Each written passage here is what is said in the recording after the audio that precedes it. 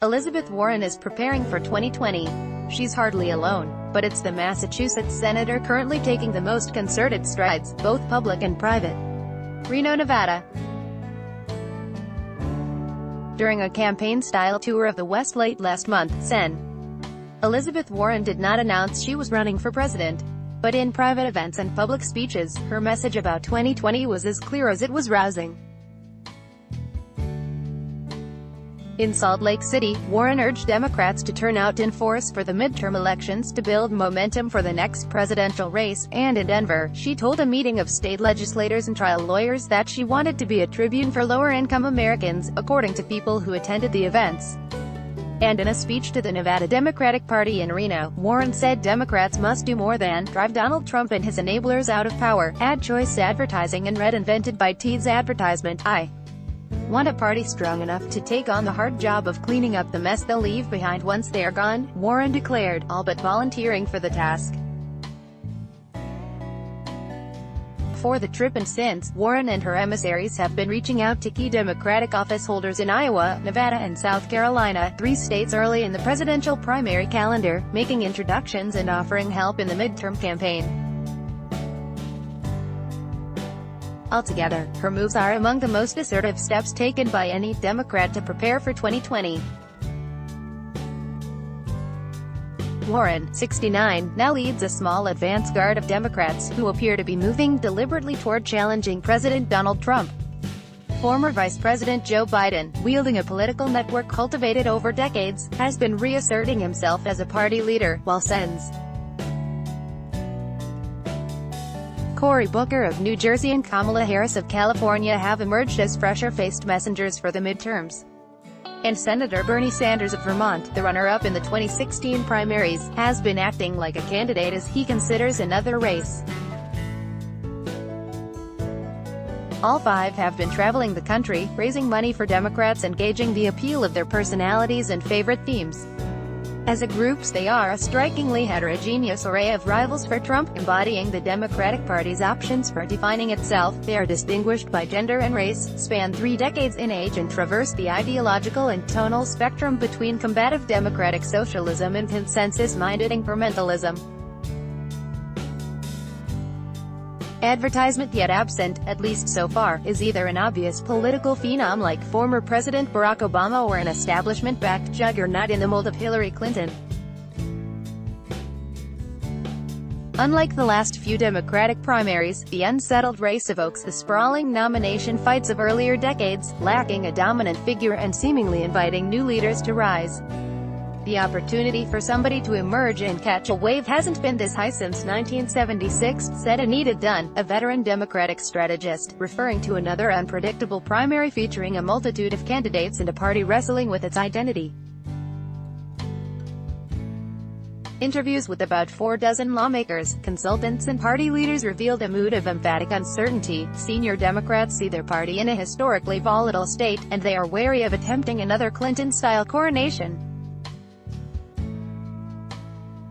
But many Democrats believe the party's turn left, combined with the rising fury of progressive women and the grassroots appetite for a political brawler, have created an especially inviting environment for Warren. On her western swing, Warren sought to strike a unifying chord.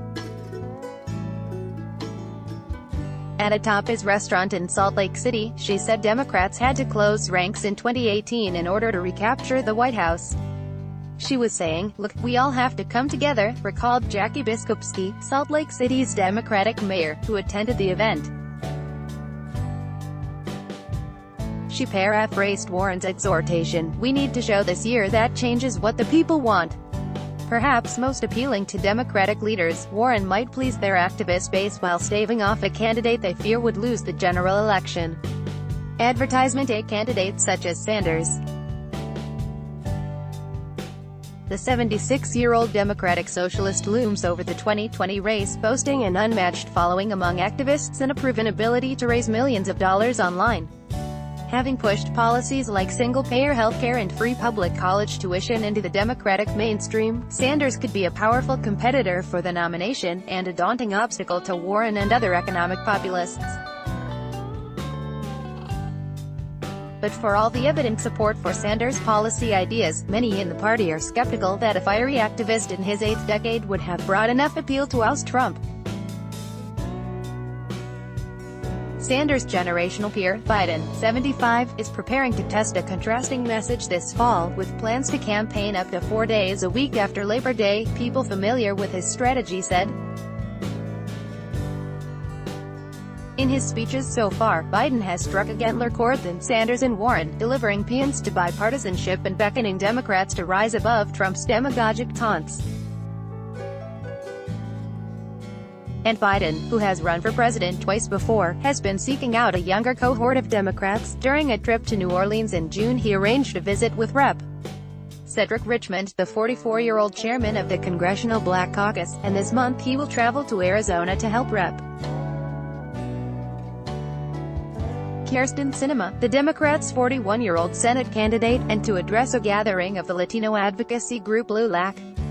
But Biden's most important step so far has been to help install a close ally, James Smith, as the Democratic nominee for governor in the early primary state of South Carolina. Steve Benjamin, the Democratic mayor of Columbia, South Carolina's capital, said Biden enjoys a close bond with party leaders there. The vice president has a lot of long and deep relationships in South Carolina, and they're substantive relationships, said Benjamin, acknowledging Biden's staff had called him recently. But Benjamin said Biden was not the only contender getting in touch. Aides to Warren had also contacted him, he said, to arrange a call with her about a visit he made to the Mexican border. Biden is not committed to running and recognizes that the party is drifting from his institutionalist style and relative moderation, people who have spoken to him said. In what some Democrats have taken as a sign of hesitation, Biden has not attempted to deter other competitors, meeting recently with two other possible candidates, Mayor Eric M. Garcetti of Los Angeles and Gov. Steve Bullock of Montana. Biden advised both men to make their 2020 decisions without concern for his own. People briefed on the conversation said. Harris and Booker have shown no such ambivalence. The two younger Democrats in the 2020 vanguard have been campaigning for fellow senators, and at times intervening in contested primaries to support like-minded candidates.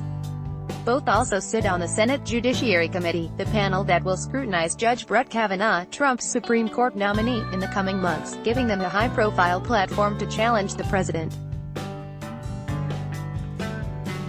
Harris, 53, has been focused on backing Democratic women and candidates of color, endorsing over a dozen around the country.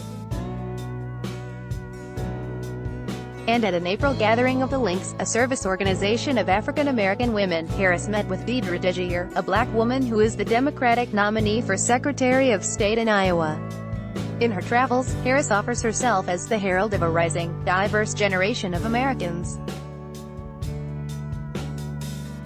An unrelenting critic of the president, she is said to have grown more interested in the 2020 race as the midterm campaign has unfolded and Democratic women have mobilized to repudiate Trump's party.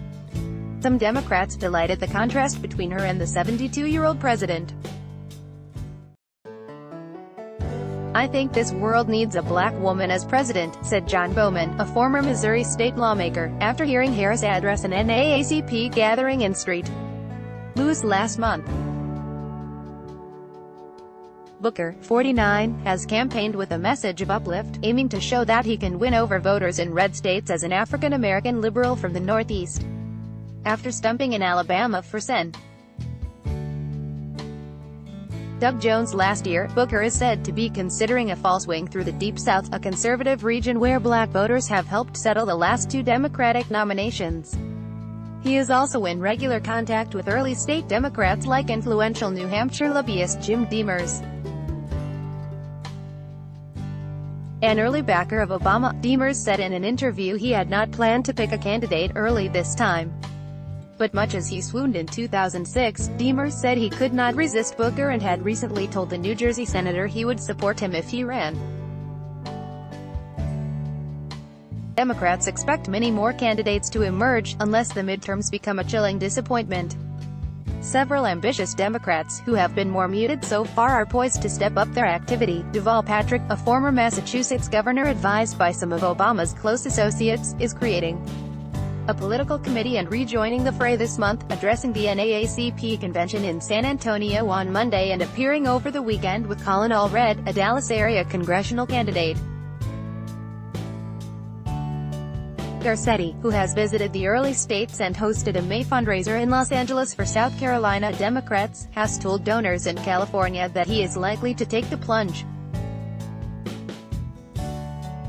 And Mitch Landrieu, the former New Orleans mayor, who has drawn attention from donors and activists and last week addressed a conference of moderate Democrats in Washington, is creating a federal committee to fund campaign travel for midterm candidates this fall.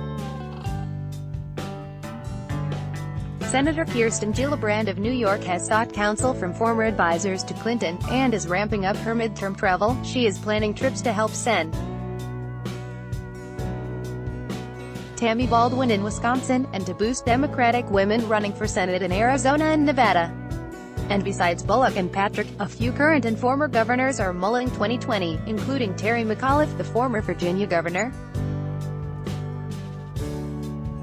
But for now, it is Warren making the most concerted strides. She is holding regular buffet dinners in her Senate office with policy experts, recently hosting Kathleen Stevens, the former ambassador to South Korea.